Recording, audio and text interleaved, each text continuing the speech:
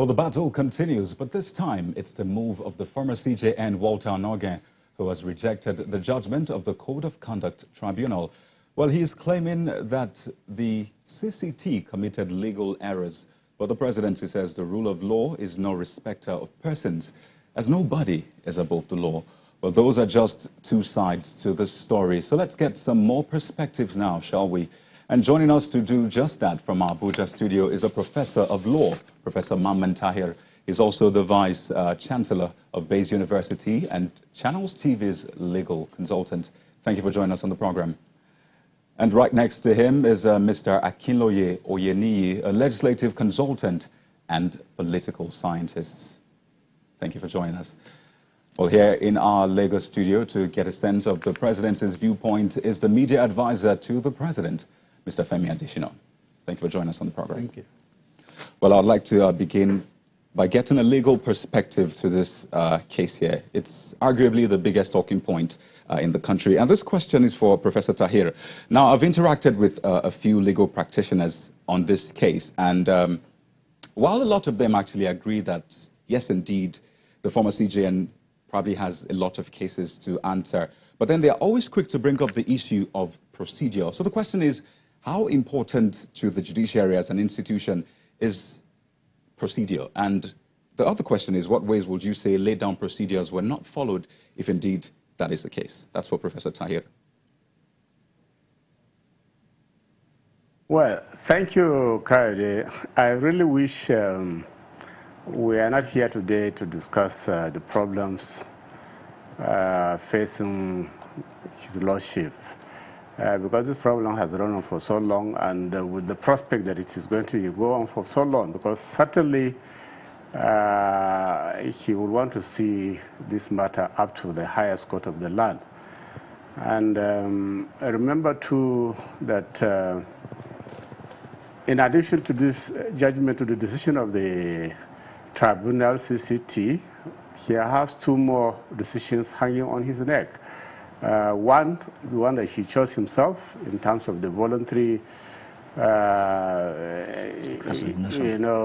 resignation, and then the decision of the recommendation of the AJC to the Mr. President calling for his removal following a disciplinary process. So none of these two processes are parallel to each other. None is crossing each other. And none of it is a sort of comfort to him either. Now, procedure, as you have mentioned, it's a major principle in the administration of justice, certainly. It is the means through which the substantive law itself is applied.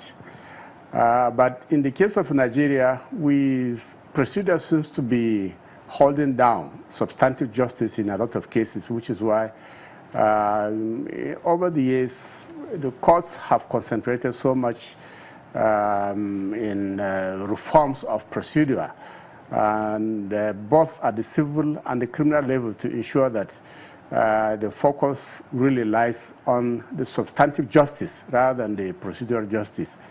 And of course, my colleagues in the practice of law have tended to really latch onto that, to help their clients, and in a lot of cases somehow to undermine actually the administration of justice. And so for me,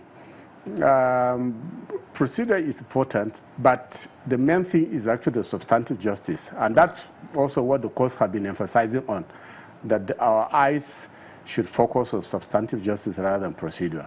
Right. Thank you very much. Now, I'd like to come back to our Lagos studio here. And Mr. Adeshina, how does the presidency respond to people that say, for example, that this particular process, that's the arraignment and subsequent conviction of the former CJN, did not follow due procedure, and that it's an affront on the nation's judiciary? Well, that's a position that had been there since January when this saga started. But one thing about this presidency is that it does things according to procedure. What happened, which a lot of people interpreted as sacking the CJN, was just a suspension. It was clear.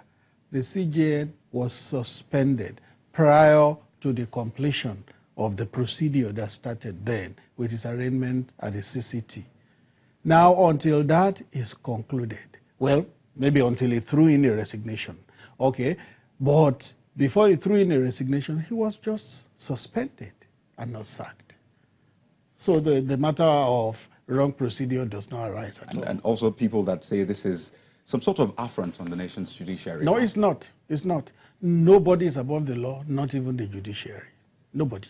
Nobody. Okay, let's go back to Abuja. And Mr. Oyeniyi, now the presidency has said the conviction of Justice Walter Onnoghen by the Code of Conduct Tribunal for false assets declaration is a major victory for the anti-corruption policy of the Buhari administration.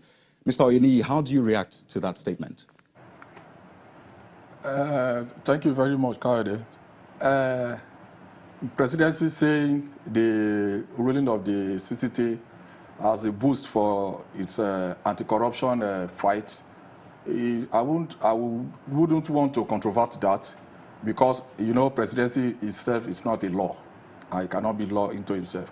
First, we have to look at this judgment.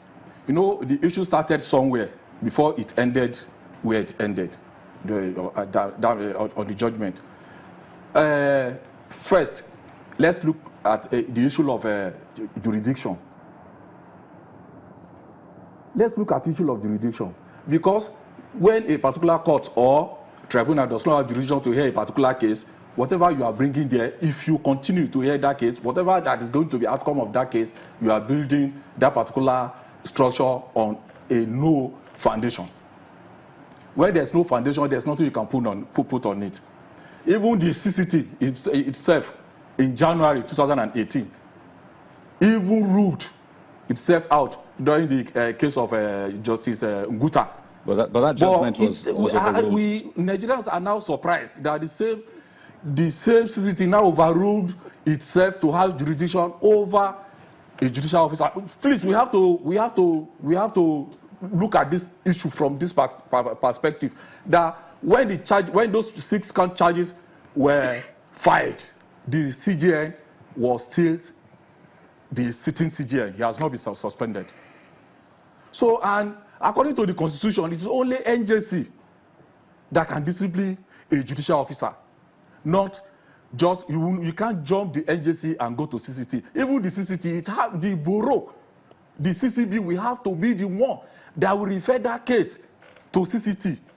That is after having gone through all the procedures, the 2017 procedure.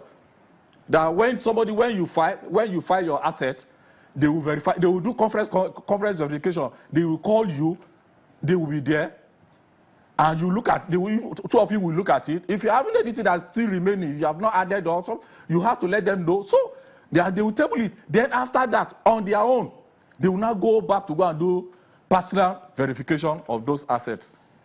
Okay, Mr. Oyeniyi. Personal verification, if there are any inference, if there is any, maybe there are some they find out that you didn't, when they called you, those things are not in your form. They will now have to call you. These so things that are not in your form. Oh, I forgot. Oh, I didn't forget this and this. Before they can even at their own discretion, they can now refer the file. The case. Okay, permit me to cut in, Mr. Oyeniyi. Now, you mentioned the issue of jurisdiction, and I'd like to stay on that. Well, seated next to you is a professor of law, Professor Tahir. I'd like to delve into that matter of the CCT overruling a judgment he made last year concerning Justice Nguta. How do you react to that? Even the No, this is for Professor Tahir, Mr. Oyeniyi. Well, you know, as much as possible, I've tried to avoid going into the nitty-gritty of the process because it is still sub judice. He has filed an appeal now to the Court of Appeal, which is entitled to.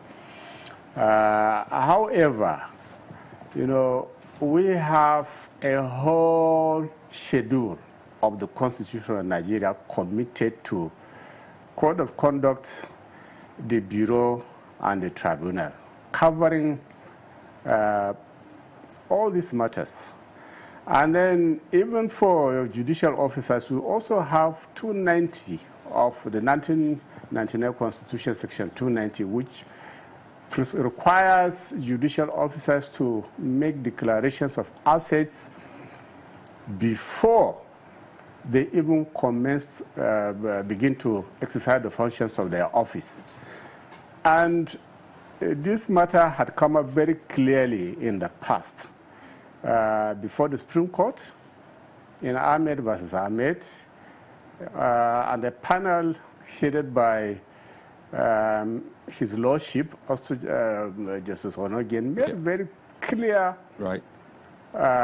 decisions on this matter, on the powers of the CCB and the tribunal, and on how exclusive these institutions are in handling matters arising from contravention of the Code of Conduct. Very sad saga, to be honest, and that's why from the beginning some of us had advised that my Lord should have simply left the stage very quietly and with his dignity, and without having to wait for all his affairs to be watched in the public domain, the way it has been for months and months. And head or tail, he's not going to win this matter. And as he himself has already put in his resignation, which I believe should have come much earlier now. And this is the way things are done in more open societies, if I may use that word. Okay, let's get Mr. Oyeniyi's perspective briefly. Sorry to cut you short. Mr. Oyeniyi, your last thoughts on the suspended CJN's issue. Thank you, Khaled. On the issue of suspension, it is illegal. We know it is illegal. There is constitutional provision on how a CJN should be removed. You understand me now? There's constitutional provision. Yes, the constitution gives the president the powers to hire and fire. But if you look at the Interpretation Act, when the issue happened, people were citing Section 11, 1B and C. But look at the Section 37. Subsection 1 and 2 of that the same interpretation. I said the way you have the power to hire, the processes you pass through to hire. If you hire and you hire through the Senate, you have to fire, whether it is suspension, whether it's removal, through the Senate before you go to NJC. Okay, this issue we are even looking at. Let's even leave the issue of jurisdiction. The exhibit, that's the petition itself that was written. Is it valid during the process? The person, if you write a petition to in this kind of issue, the person will come and serve as a witness to come and adopt is a petition. Was the person Dennis Sahara, or was his name? Was he called as a witness in this case to come and defend his petition? We'll still have time to delve more into this matter. I can understand your concerns.